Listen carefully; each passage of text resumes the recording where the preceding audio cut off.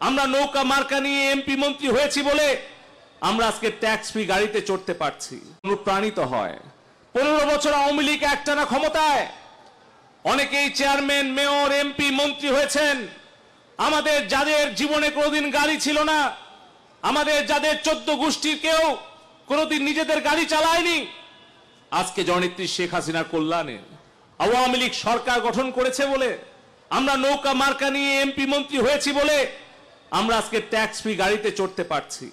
সেই গাড়ি, সেই বাড়ি, সেই অফিস, এই সকল কিছুর উপরে আমি মনে করি, আমি বিশ্বাস করি আমার আওয়ামী লীগের তৃণমূলের নেতা কর্মীদের হক রয়েছে, অধিকার রয়েছে আমাদের এই দলের এবং এই সরকারের, আমাদের এই নেতাদের নেতৃত্বের এবং যত কিছু অর্জন হয়েছে তার উপরে।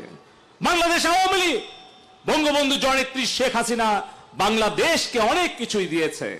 আমাদের দায়িত্ব আওয়ামী লীগের কর্মী হিসাবে জননেত্রী শেখ হাসিনাকে, আওয়ামী লীগকে, বঙ্গবন্ধুকে অনেক কিছুই দেওয়ার।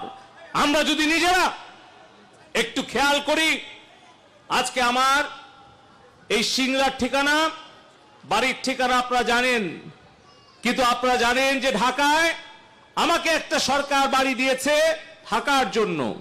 সেটা অনেকে আপনারা গিয়েছেন, অনেকে জাননি, পার্লামেন্টের ভেতরে B5 আবাসিক এরিয়া।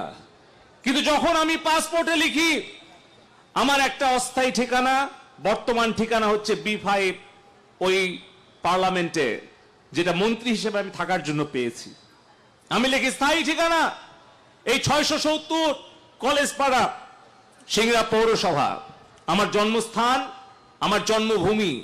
ঠিক একইভাবে আমাদের রাজনৈতিক কর্মীদের মনে রাখতে হবে, চেয়ারম্যান, এমপি, মন্ত্রী, মেয়র, এই পদগুলো কিন্তু অস্থায়ী, আজ আছে কাল নাই। আর রাজনৈতিক কর্মী হিসেবে বাংলাদেশ আওয়ামী লীগ হচ্ছে আমাদের স্থায়ী ঠিকানা। তাই এই স্থায়ী ঠিকানাটা আর একটু ভালোভাবে যত্ন গ্রহণ করতে হবে।